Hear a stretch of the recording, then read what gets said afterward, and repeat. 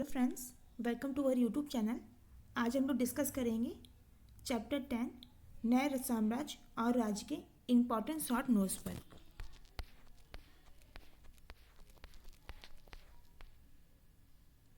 यहाँ पे पहला पॉइंट है प्रशस्ति। प्रशस्ति क्या होता था? किसी की प्रशंसा में लिखी गई बातें या कविताएं। किसी भी राजा है या कोई भी बहुत प्रसिद्ध व्यक्ति है, उसकी प्रशंसा में लिखी गई जो भी बातें या कविताएं होती थी उनको प्रशस्ति कहा जाता था। नीचे एक पॉइंट है समुद्रगुप्त की प्रशस्ति। ये कहाँ स्थित है? इलाहाबाद में। काफ़ी इंपॉर्टेंट है। समुद्रगुप्त की प्रशस्ति है वो इलाहाबाद में है। इसको इनके दरबारी कवि हरिशेन ने संस्कृत भाषा में एक कविता के रूप में लिखा है। ये काफ़ी इंपॉर्टेंट है कि इसमें बताया हुआ है कि समुद्रगुप्त की जो प्रशस्ति है वो इलाहाबाद में स्थित है। इसको इनके जो दरबारी कवि थे हरिशेन, उन्होंने संस्कृत भाषा में एक कविता के रूप में लिखा है। ठीक है, नीचे देखते हैं। एक पॉइंट है समुद्रगुप्त हैं वो किनके बेटे थे? चंद्रगुप्त के। और चंद्रगुप्त ने गुप्त वंश की स्थापना की, ये आप लोगों को पता होगा। नीचे एक पॉइंट और है उत्तर पश्चिम में कुषाण तथा शक वंश और श्रीलंका में भी समुद्रगुप्त की अधीनता स्वीकार की और अपने पुत्रियों का विवाह किया। यहाँ पे बताया हुआ है कि उत्तर पश्चिम में कुषाण लोगों ने तथा शक वंश जो था और श्रीलंका में भी समुद्रगुप्त की अधीनता स्वीकार की थी और उन्होंने अपनी पुत्रियों का विवाह वहाँ किया था समुद्रगुप्त के दरबार में या समुद्रगुप्त से। मतलब उन्होंने अपने वैवाहिक संबंध बनाए थे समुद्रगुप्त से।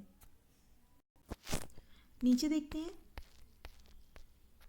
यहाँ पे समुद्रगुप्त के बारे में बताया हुआ है। समुद्रगुप्त हैं, इनकी माता जी का जो थी वो लिच्छवी वंश गण की थी।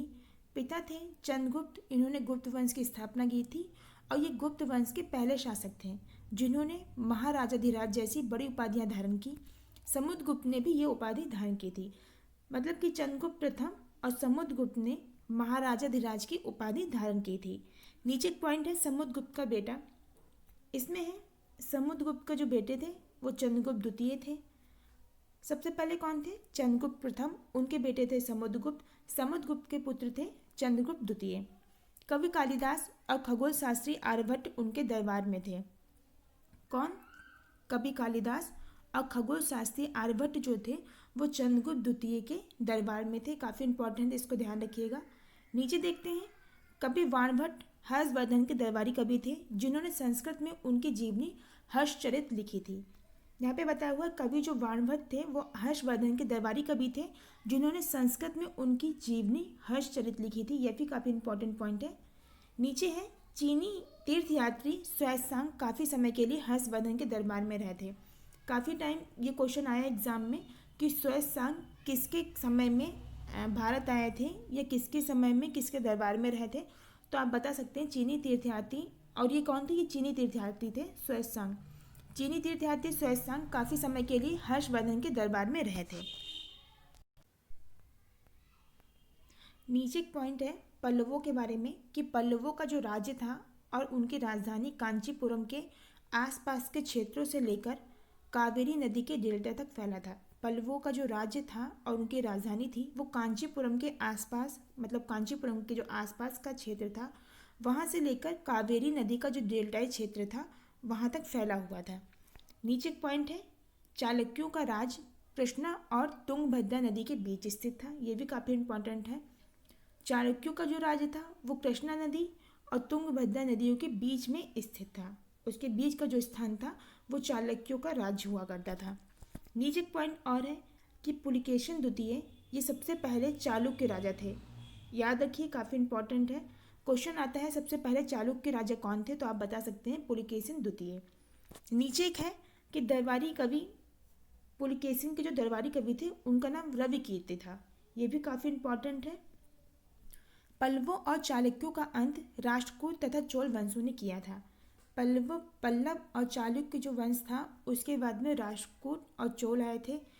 मतलब राष्ट्रकूट और चोल वंशों ने पल्लवों और चालुक्यों का अंत किया था। नीचे दक्षिण के राज्यों में सभाएं, इसको पढ़ते हैं। इसमें लिखा है ब्राह्मण भूमि स्वामियों का जो संगठन होता था वहाँ उसको सभा कहा जाता था।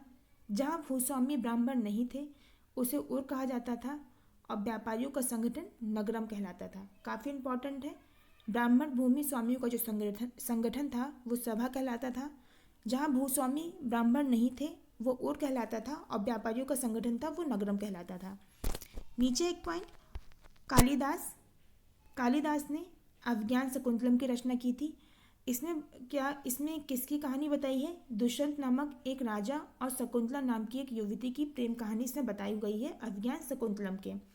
दुष्यंत नामक राजा और शकुंतला नाम की जो युवती थी, उन्हीं का जो पुत्र हुआ था भरत, कहा जाता है उसी के नाम पे हमारे देश का नाम भारत पड़ा था।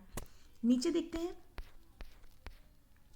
एक यहाँ पे पॉइंट है, क्वेश्चन आ सकता है कि अरब में वेदुइन लोग थे, उनका संबंध किससे था? तो आप बता सकते थे ये घुमक्का कबीले से संबंधित थे, अरब में वेदुइन लोग। तो फ्रेंड्स, ये थे हमारे शॉर्ट नोट्स। अगर आपको वीडियो पसंद आई हो तो वीडियो को लाइक करिए, ज़्यादा से ज़्यादा शेयर करिए। साथ ही अगर आप हमारे चैनल पर नए हैं तो चैनल को सब्सक्राइब कर लीजिए। मिलते हैं अगली वीडियो में, तब तक अपना ख्याल रखिए, खुश रहिए। Thank you.